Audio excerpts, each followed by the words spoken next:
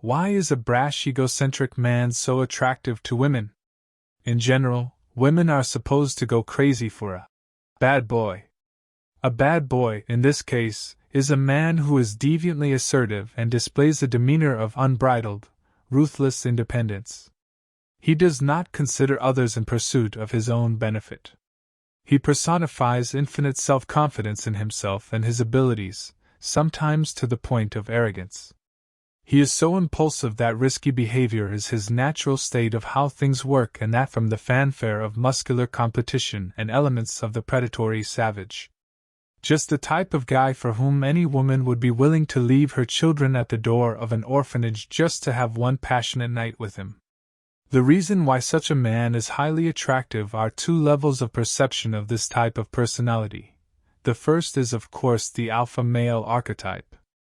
The biologically high level of a man who is decisive, in control of things, and, remarkably, has an indifferent attitude towards women because he realizes, to a certain degree, his value as a desirable male, which does not have to be sold to women to fall for him.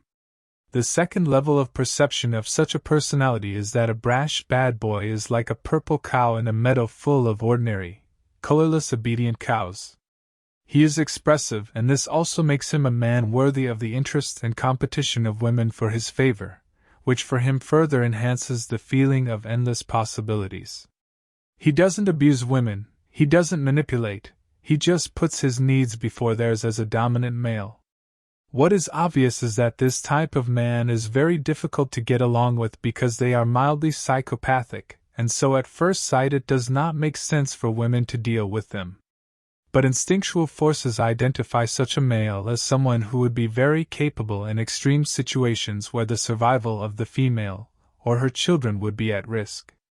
Women believe that such a man, with the help of his sharp elbows, would be able to secure resources even at the expense of others, and thus consider him a kind of weapon against a dangerous or unstable world.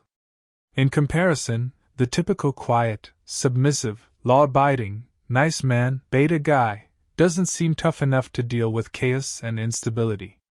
It is part of the contrast, where the woman feels more feminine with the most muscular man. Women are not attracted to men who obey them because they need validation of their feminine worth from the idealized guy described above. Validation from a man she doesn't consider muscular enough isn't enough to satisfy her. And so, paradoxically, when women complain about their obnoxious self-centered bad boys, they don't even realize that they have deliberately chosen them for good boys who they were never interested in and never even considered as an alternative other than a safe, obedient household servant, which they want after having enough fun with the bad guy. A bad boy cannot be a good husband and father, but young women always choose a bad boy over a good one when they have the chance.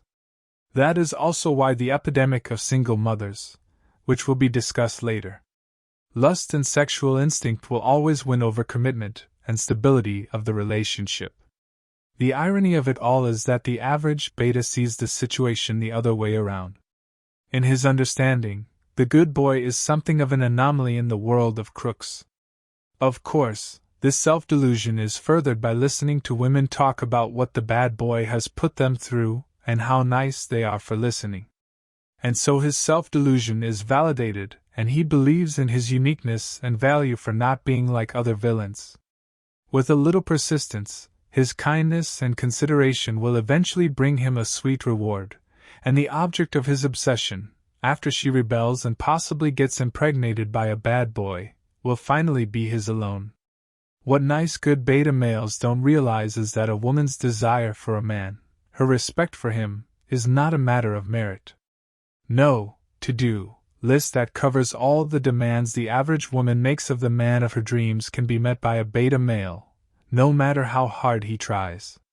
Sex appeal, social status, or the aura of a dominant man cannot be taught or faked for a long time.